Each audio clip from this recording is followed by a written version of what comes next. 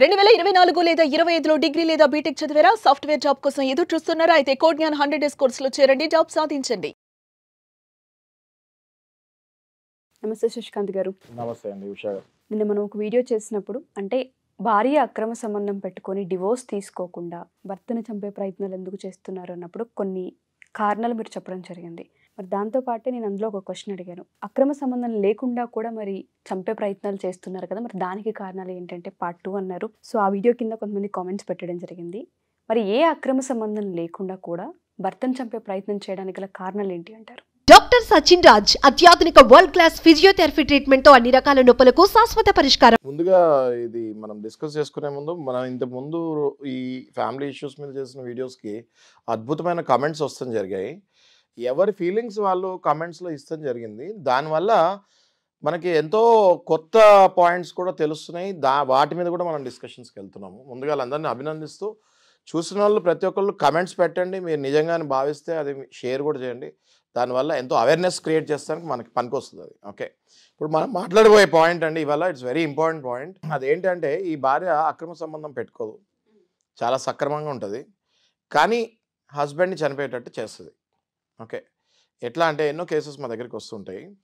ఎలా అంటే తిను సెల్ఫ్ అబ్సెషన్లో ఉంటుంది, ప్యూర్ నార్సిస్టిక్ సాడిస్టిక్ ఈ సెల్ఫ్ ఈగోయిస్టిక్ బిహేవియర్లో ఉంటుంది మా. ఓకే, బేసిక్గా తెలుగులో ఏమని గయ్యాలి గంప అనొచ్చు. ఓకే, వీళ్ళు ఎలా ఉంటారంటే పొద్దున్న లేచిన దగ్గర నుంచి హస్బెండ్ని ఎట్లా టార్చర్ పెట్టాలి అన్నది వీళ్ళ ప్రథమ లక్ష్యం. వీళ్ళు 99% ఎటువంటి జాబులు, ఎటువంటి ఇంట్లో ఎటువంటి పనులు వీళ్ళు చేయరు. వీళ్ళు తినేది బయట నుంచే తెచ్చుకుంటారు. ప్లస్ వీళ్ళు ఎక్కడికి బయటకి ప్రయత్నం కూడా చేయరు. వీళ్ళు బాగా చదువుకొని ఉంటారు, మళ్ళీ పీజీలు మంచి మంచి మాస్టర్స్ డిగ్రీస్ ఇవి ఉంటాయి, కానీ వీళ్ళు జాబులు చేయరు. ఓకే, ఇంట్లోనే ఉంటారు, లేజీ అయిపోతారు, బయటకి అడుగు కూడా పెట్టరు. ఒకవేళ వెళ్తే ఒకళ్ళే వెళ్తారు, హస్బెండ్ తోటి వెళ్ళరు. ఈ హస్బెండ్ జాబ్కి వెళ్ళిన తర్వాత వీళ్ళు ఎటైనా బయటకు సరదా తిరిగేసి వస్తారు. కానీ హస్బెండ్ ఉన్నంత వరకు ఇంట్లో చాలా సాడిస్టిక్ టార్చర్ బిహేవియర్లో ఉంటారండి వీళ్ళు. నేను కొన్ని క్లిప్పింగ్స్ తీసుకొచ్చారు మా దగ్గర క్లయింట్స్. ఓకే, ఆమె ఒక మూల కూర్చొని గట్టిగా వీడి మీద అరుస్తూ అరుస్తూ అరుస్తూ అరుస్తూ టార్చర్ పెట్టే వీడియో చూపించాడు నాకు. ఓకే, ఆయన మొన్న యశోద హాస్పిటల్లో అడ్మిట్ అయ్యాడు. ఓకే, స్ట్రోక్ వచ్చి అలా కొడుకు వచ్చి చూపించాడు నాకు ఆ వీడియోస్. సో నేను అదొకటే కాదండి ఉషా గారు, మొన్న మధ్య రీసెంట్గా ఇంకొక ఆయన వచ్చారు. ఆయన నెలకి 3 లక్షలు శాలరీ సంపాదిస్తాడు. ఈమెకి నెలకి 1 తులం బంగారం కొనిస్తాడు, మంచి ఇల్లు మంచి కారు అన్నీ కొని పెట్టాడు. కానీ ఈమె నాకు వీడు వద్దండి, నాకు డైవర్స్ ఇవ్వను, విడాకులు ఇవ్వను, ఇంటి లోపలికి రాకూడదు, దూరంగా ఎక్కడైనా ఉండాలి, వేరే వాడిని పెళ్లి చేసుకోకూడదు, ఆయన సంపాదించే శాలరీ నాకు కావాలి. చూడండి క్వాలిటీస్ ఆఫ్ ద పీపుల్ ఎలా ఉన్నాయో. ఓకే, ఇట్లా దగ్గర నేను నా క్యాల్కులేషన్ చూసుకుంటే 25% వరకు ఉన్నారండి. ఇట్లా 100కి 20 నుంచి 25% వరకు ఇలా ఉంటారు అని చెప్తాను. నేను 1% కూడా సందేహించట్లేదు. ఓకే, వీళ్ళు ఏం చేస్తారు బేసిక్గా అంటే హస్బెండ్ ఎప్పుడైతే ఎంతో అలసిపోయి ఇంటికి వస్తాడో వాళ్ళకి ఫుడ్ పెట్టదు. ఓకే, ఏదైనా వేడిగా తిందాము అనుకున్నట్టు వస్తారు, వాళ్ళకి ఫుడ్ పెట్టదు. ఏదైనా ఆర్డర్ చేసుకుంటామంటే ఇది ఒంటికి మంచిది కాదంటది, ఇందులో ఆయిల్ ఉంటుంది, లేకపోతే బయట ఫుడ్ ఇది తెప్పించుకోకంటది. సరే నువ్వేమైనా పెడతావా అంటే ఒక గడ్డి పెడుతుంది. ఓకే, ఇట్లా వాడికి పిచ్చెక్కేటట్టు చేస్తుంది. ఓకే, నార్మల్ టార్చర్ ఉండదు ఉషా గారు. ఈ టార్చర్ భరించలేక చాలామంది ఉద్యోగాలు సరిగ్గా చేసుకోలేక, వ్యాపారాలు సరిగ్గా చేసుకోలేక, అంటే బయట మైండ్ పనిచేయదు కదా. ఇప్పుడు ఇంటి నుంచి ఎలా వెళ్ళాలండి, కమ్మగా తిని ఇంటి నుంచి బయటకు వెళ్తే ఆ రోజంతా ఏదైనా హ్యాపీగా పని చేసుకోవచ్చు.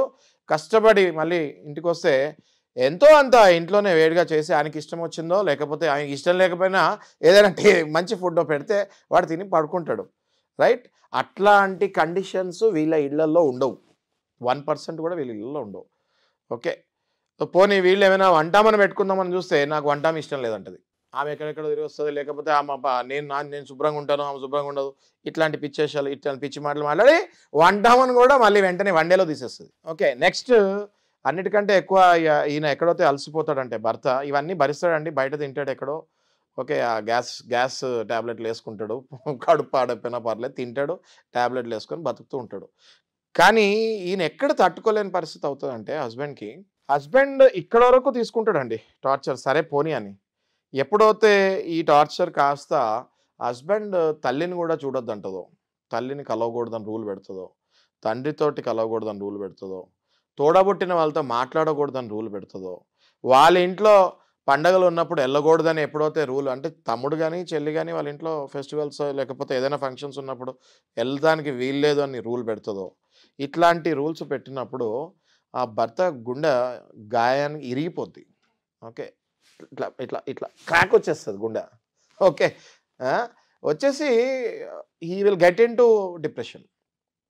ఓకే, సైకోసిస్ డిప్రెషన్కి వెళ్ళిపోతాడు.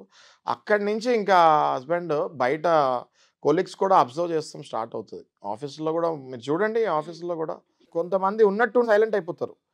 వాళ్ళు జాబ్ బాగా చేయగలుగుతారు, they are efficient, they are qualified, problems ఏం లేవు, ఫైనాన్షియల్లీ స్ట్రాంగ్గా ఉంటారు. కానీ ఉన్నట్టుండి ఆ మనిషి డిటీరేట్ అయిపోతూ ఉంటాడు, ఎవరితో మాట్లాడు, వాడు మదన పడుతూ ఉంటాడు, ఏడుస్తూ ఉంటాడు.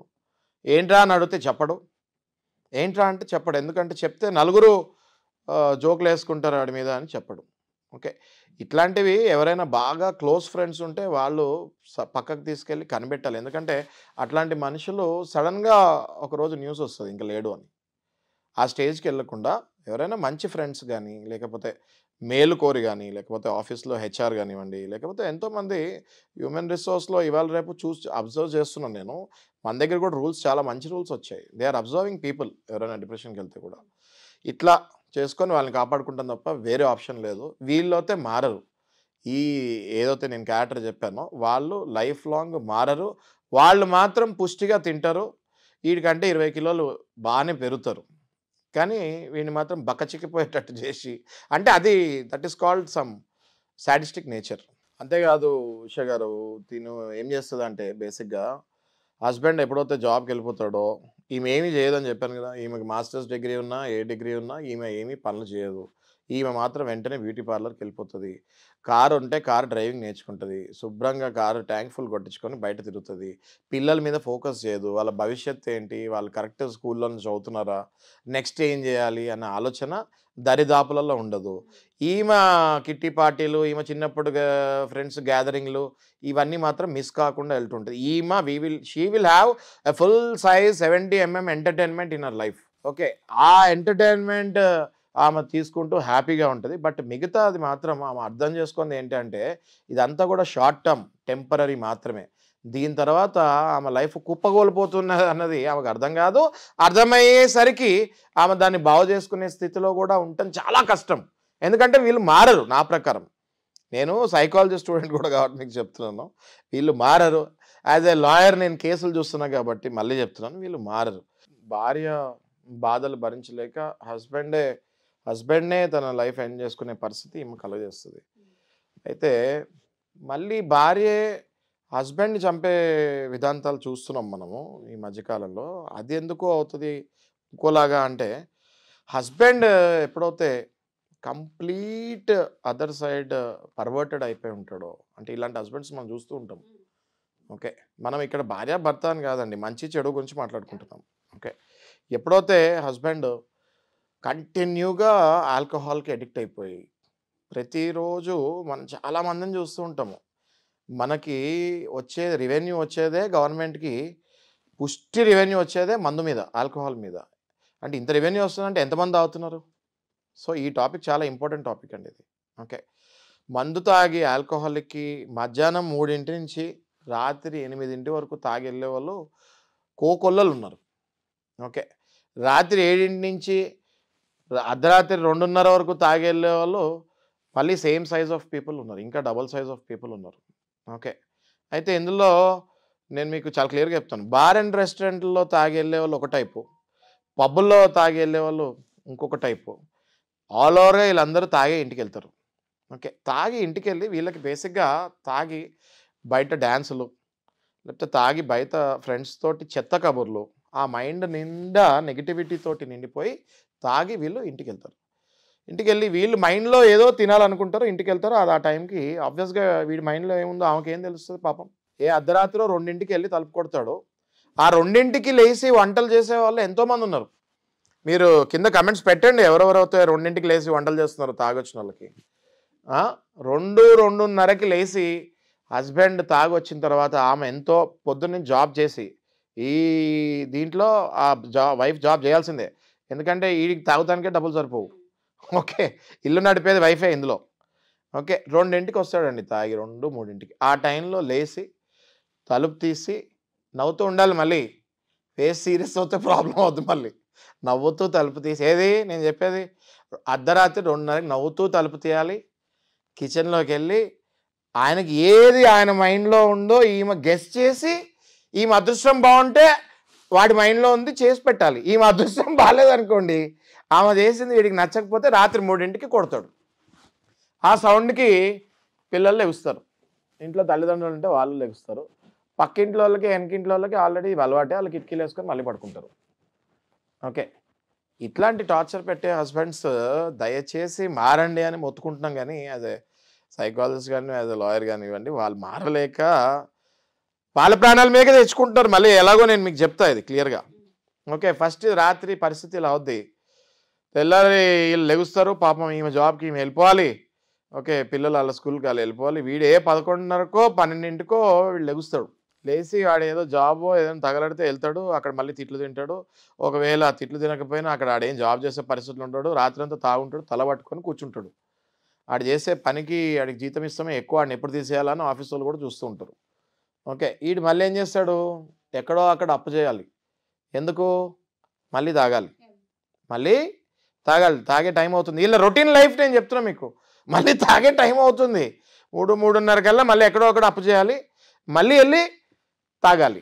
ఓకే, ఇట్లాంటి వాళ్ళతోటి వైఫ్స్ ఎలా ఇబ్బంది పడతారో మనం క్లియర్గా డిస్కస్ చేసుకున్నామండి. వీళ్ళు కంప్లీట్లీ రెస్ట్లెస్ అయిపోతారు పాపం వైఫ్స్. ఇందులో రెస్ట్లెస్ అయ్యి ఏం చేయాలో తెలియక అలా బతుకుతూ ఉంటారు. వీడు ఎప్పుడు మారతాడా సస్తాడా అని. వీడు తావడు. కొంతమంది లివర్లు స్ట్రాంగ్ ఉంటాయి, వీళ్ళు చచ్చే వరకు వాళ్ళు తావరు. ఓకే, వీళ్ళు తాగుతూనే ఉంటారు, వీళ్ళు మారరు. ఈ తాగి తాగి బయట అప్పులు చేసి చేసి చేసి డబ్బులన్నీ అయిపోతాయి వీడి దగ్గర. జాబులు పోతాయి, బిజినెస్లు ఉంటే షట్టర్ క్లోజ్ అవుతాయి. అంతే కదా, పొద్దునుంచి రాత్రి కష్టపడితేనే బిజినెస్లు అవ్వు. అలాంటిది వీడు తాగితే వీడి జాబ్ ఏముంటుంది, వీడి బిజినెస్ ఏముంటుంది, అన్నీ క్లోజ్ అయ్యి వీడి ఇంట్లో కూర్చుంటాడు. ఈమె ఎప్పుడు వస్తుందా ఆఫీస్ నుంచి అని ఎదురు చూస్తూ ఉంటాడు. రాగానే ఎంత డబ్బులు ఉన్నాయో తీసుకోవాలి, వెళ్ళి తాగాలి. ఇది నేను చెప్పేది రూరల్లో కాదండి, అర్బన్లో కూడా అయ్యే విషయాలు ఇవన్నీ. ఓకే, ఇంకా చాలా ఉన్నాయి డిస్కషన్స్. అయితే వీడు డబ్బులు తీసుకొని వెళ్తాడు. ఆమె ఇనిషియల్ డేస్లో డబ్బులు ఇస్తూ ఉంటుంది, తర్వాత ఇంకా ఆమె దగ్గర కూడా డబ్బులు, ఆమె కూడా ఫ్రెండ్స్ దగ్గర అక్కడ అప్పులు చేపిస్తాడు వీడు. వాళ్ళని అడుగు, వీడే ఇస్తాడు. ఎవరిని అడగాలో కూడా ఐడియా వీడే ఇచ్చి ఆమె దగ్గర ఫస్ట్ బ్యాంక్స్ నుంచి రావాల్సిన లోన్లన్నీ తీసుకుంటాడు. ఏ బ్యాంక్ నుంచి ఎంతెంత లోన్ రావాలో ఈమెకి అన్నీ ఈమెతోనే అప్లై చేపించి ఆ లోన్స్ తీసుకుంటాడు. ఎందుకు, 2 ఉంటాయి ఇక్కడ. ఒకటి వీడికి డబ్బులు కావాలి, ఇంకోటి ఈమె పేరు మీద లోన్ ఉంటే ఈమె జాబ్ మాందు. ఓకే, ఇది చేసుకొని ఆ డబ్బులు స్వాహా చేస్తాడు. ఆ తర్వాత ఇంట్లో ఆస్తులు ఏమైనా ఉంటే అమ్మమ్మని చెప్పి అత్త మామకి పోరు పెడతాడు. ఈమెను వాళ్ళ ఇంటికి కొట్టి పంపిస్తాడు. మళ్ళీ తొందరగా రావాలి, ఎక్కువసేపు ఉండకూడదు. గంట సేపులో ఆడికి మళ్ళీ ఈ can't wait for the result. Okay, వెళ్ళాలి, అడిగి మళ్ళీ గంటలో వెనక్కి రావాలి. రిజల్ట్ పాజిటివా నెగిటివా వీడు తెలుసుకోవాలి. నెగిటివ్ అయితే కొట్టాలి, పాజిటివ్ అయితే ఆ డబ్బులు తీసుకొని మళ్ళీ 2 రోజులకి మళ్ళీ కొట్టాలి. ఓకే, సో ఇట్లా చాలా చిత్రహింసపడే భార్యలు కొన్ని లక్షల్లో కోట్లల్లో కూడా ఉండొచ్చు. సో వీళ్ళ వల్ల నెక్స్ట్ ఏమవుద్దంటే ఇంట్లో ఆ పిల్లలు భవిష్యత్తు మొత్తం అంధకారం అయిపోతుంది. ఎందుకంటే పిల్లలు సైకలాజికల్లీ డిప్రెషన్కి వెళ్ళిపోతారు. పిల్లలు ఏడ్చిన సందర్భాలు ఉన్నాయండి మా ఆఫీస్లో. నా ముందు క్లోజ్డ్ క్యాబిన్లో నేను కౌన్సిలింగ్ తీసుకునేటప్పుడు పేరెంట్స్ ఇద్దరిని బయటకు పంపించి పిల్లల్ని కూర్చొని నేను మాట్లాడతాను. మొన్న ఈ మధ్యకాలంలో ఒక ఇదే ఇన్సిడెంట్ చూస్తే, తాగి కొడతాడు సార్ మా అమ్మని అని చెప్పి ఆ పాప ఏడ్చేసింది. ఆ అమ్మాయికి మళ్ళీ ధైర్యం చెప్పి 10th క్లాస్ చదువుతున్నావు నువ్వు, ఇంకొక 5 ఏళ్ళు కష్టపడు నీకు జాబ్ వస్తుంది, భయపడకమ్మా అని చెప్పి ధైర్యం చెప్పి పంపిస్తాం జరిగింది. ఓకే, ఇట్లా పిల్లలు మానసికంగా చాలా వేదన గురవుతారు. అయితే ఈ పడే భార్యలు పడుతూ ఉంటారండి. ఏ స్టేజ్కి వెళ్ళిపోతాడంటే హస్బెండ్ ఎవరితో పడితే వాళ్ళతో అక్రమ సంబంధం అంటగట్టేస్తాడు. మీరు నమ్మినా నమ్మకపోయినా సొంత తోడబుట్టులతో కూడా, సొంత అన్నదమ్ములతో కూడా బైక్ మీద వెళ్తే లేకపోతే కారులో వెళ్ళినా సొంత అన్న లేదా సొంత తమ్ముడితో కూడా అక్రమ సంబంధం అంటకట్టి టార్చర్ పెట్టే ఎదవలు మన దగ్గర చాలామంది ఉన్నారని చెప్తంలో 1% కూడా డౌట్ లేకుండా చెప్తున్నాను మీకు. ఓకే, అనుమానాలు, డబ్బు ఇవ్వకపోతాము, సరిగ్గా చూసుకోకపోతాము, కరెంటు బిల్లులు కూడా కట్టకపోతాము, ఆఖరికి నార్మల్ కూరగాయలు కూడా తెచ్చే పొజిషన్కి వెళ్ళకుండా ఈమె కష్టపడి తెచ్చే డబ్బే తినకుండా ఊరంతా అప్పులు చేపిస్తాము. ఆ ఫ్యామిలీ ఒక అంధకారంలోకి వచ్చేస్తుంది. వైఫ్ ఎలాగో డిప్రెషన్కి వెళ్ళిపోతుంది వీడి వల్ల, పిల్లలు పసిపిల్లలు డిప్రెషన్కి వెళ్ళిపోతారు, ఎటు కాకుండా అర్థం కాని జీవితానికి వెళ్ళిపోతారు. అట్లాంటప్పుడు కొంతమంది ఏం చేస్తారంటే ఎటైనా దూరంగా పారిపోవాలని ప్రయత్నిస్తారు. స్కూల్స్ ఇవన్నీ ఉండటం వల్ల ఎవరు ఎక్కడికి పారిపోలేరు. లేకపోతే భార్యలు పారిపోయే వాళ్ళు చాలామంది ఉన్నారు. పిల్లల భవిష్యత్తు పాడవద్దని ఎక్కడికి పారిపోలేని భార్యలు లాస్ట్లో ఏం చేస్తారంటే చాలా కొంతమంది వీడు చస్తే బాగుండు అన్నట్టు వాళ్ళు అంటే సరెండర్ అవుతానికి కూడా రెడీ అయ్యి చంపేసే కేసెస్ చూశాను నేను. చంపేసి నేనే చంపాను అని సరెండర్ అయ్యే కేసెస్ కూడా నేను చూస్తాం జరిగింది. ఓకే, ఇది తాగుబోతు భర్తలని కాదు, తాగుడికి కూడా ఒక లిమిట్ ఉండాలి. ఇది మనం ఇవాళ డిస్కస్ చేసుకునేది ఏంటంటే social drinking okay or excessive drinking is okay as far as it is not disturbing your family life. But పచ్చి తాగుబోతులు అయిపోయి మిమ్మల్ని నమ్మి మిమ్మల్ని కట్టుకున్న భార్య, మీకు పుట్టిన పిల్లలు సర్వనాశనం చేసే రైట్ మీకు ఎవరికి లేదు అని నేను చెప్తున్నాను. ఇంతటితో ఆపకుండా వీళ్ళు ఏ స్టేజ్కి దిగజారుతారంటే ఇంట్లో బంగారం వెండి అనేది స్టోరీ ఉండదు, ఎప్పుడో అమ్మేస్తుంటారు వీళ్ళు స్టార్టింగ్ స్టేజెస్లోనే. లాస్ట్లో ఇంట్లో ఉన్న స్టీల్ బొచ్చలు కూడా వీళ్ళు వదలరు. వీలైతే మ్యాక్సిమం ఇంట్లో ఉన్న సామాన్లు OLXలో పెడతారు. ఇంతకుముందు ఎక్కడికి వెళ్ళి అమ్మాలా అని ఆలోచన ఉండేది. లాస్ట్ అంటే తాగుడికి అంత బానిస అయిపోతారండి. ఎంత బానిస అయిపోతారంటే తాగుడికి ఆ ఫ్రిడ్జో లేకపోతే మంచమో ఏది ఉంటే అది OLXలో పెట్టి ఈ వైఫ్ ఉద్యోగం నుంచి వచ్చే లోపు ఇవి కూడా అమ్మేస్తారండి. నేను ఇంకా మీకు ఒకటి చెప్తున్నాను, చెప్పకూడదు కానీ మనం ఇంత సీరియస్ అవేర్నెస్ అండ్ డిస్కషన్ కాబట్టి మీకు చెప్తున్నాను. ఇది కూడా చూసిన వాళ్ళు కింద కమెంట్స్ పెట్టాలి. నేను పర్సనల్గా నా దగ్గరికి వచ్చిన కేసెస్లో భార్యని లేకపోతే ఎదుగొచ్చిన పిల్లలుంటే వ్యభిచారానికి కూడా వెళ్ళమని చెప్పి నాకు డబ్బులు కావాలి అని పంపించే ఎదవలు చాలామంది ఉన్నారు. ఓకే, సో ఇట్లాంటివి మీరు సీరియస్గా ఎవరైతే అనుభవిస్తున్నారో కమెంట్స్ పెట్టండి. వాళ్ళకి కఠినమైన శిక్షలు మన దగ్గర ఉన్నాయి. పిటా యాక్ట్ కింద వాళ్ళని ఇమ్మీడియట్గా మనం జైలుకి పంపించవచ్చు అండ్ మీకు అందరినీ మంచి షెల్టర్కి పంపించి మీకు మంచి లైఫ్ చూపించచ్చు. ఇట్లా ఉన్నారండి, ఇట్లా ఉన్నారు. నేను ఇవన్నీ ఎందుకు చెప్తున్నానంటే సమాజంలో ప్రతిరోజు నాకు వచ్చే కేసెస్ మీరు ఒక వేదిక ఇచ్చారు ఉషా గారు. ఈ వేదిక ప్లస్ మీరు తీసే టాపిక్స్ కూడా చాలా టచ్గా ఉన్నాయి. 100 కమెంట్స్ విత్ ఇన్ 10 minutes వచ్చాయి మొన్న. It's not a joke. అంటే మీరు ఆలోచన ఎంతమంది రీచ్ అవుతున్నారో మన టాపిక్స్కి ఉషా గారు. అసలు అన్నిటికంటే ప్రథమమైన కారణము వీళ్ళ అస్త్రము ఏంటి అంటే వీడు ఇంకా కొట్టే పరిస్థితిలో కూడా ఉండడు. వీడు కొట్టే బలం కూడా వీడికి ఉండదు. తాగి లివర్ కిడ్నీలు అన్నీ ఎండిపోయి ఉంటాయి. వీళ్ళు లేసి ఎవరైనా ఇంట్లో అంటే కొట్టి అలసిపోయి ఉంటాడు. ఇంకా ఆడి బాడీ సహకరించదు కొడతానికి కూడా, ఎందుకంటే ఆడు ఇంక లేస్తే పడిపోయే స్టేజ్లో ఉంటాడు. కానీ పాక్కుంటూ తాగుతానికి వెళ్తాడు బయటికి. ఓకే, ఆ స్టేజ్లో ఏం చేస్తాడంటే వీడికి అస్త్రం ఏంటి? నోరు.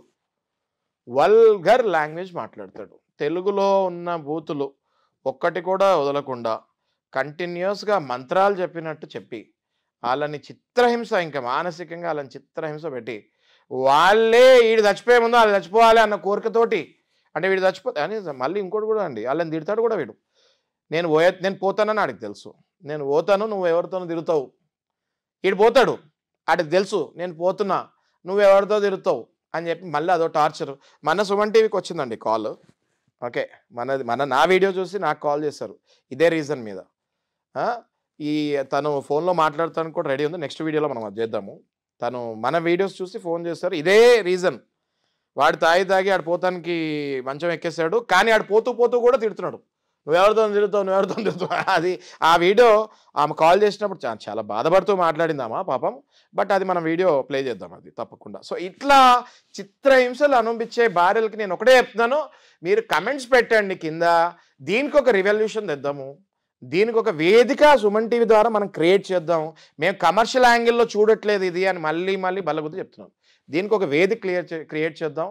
చాలామంది బీదవాళ్ళు, లోవర్ మిడిల్ క్లాస్ వాళ్ళు ఇది ఎలా రీచ్ అవ్వాలి, మేము లాయర్లని ఫీజుస్ అవి మేము ఇవ్వగలుగుతామా, మా జోబులో ₹1 కూడా లేదే అని బాధపడే వాళ్ళకి కూడా నేను మీకు వచ్చిన లాంగ్వేజ్లో రాని లాంగ్వేజ్లో మీరు కమెంట్స్ పెట్టండి, మేము అర్థం చేసుకొని ఒక వేదిక మీకు క్రియేట్ చేస్తాం.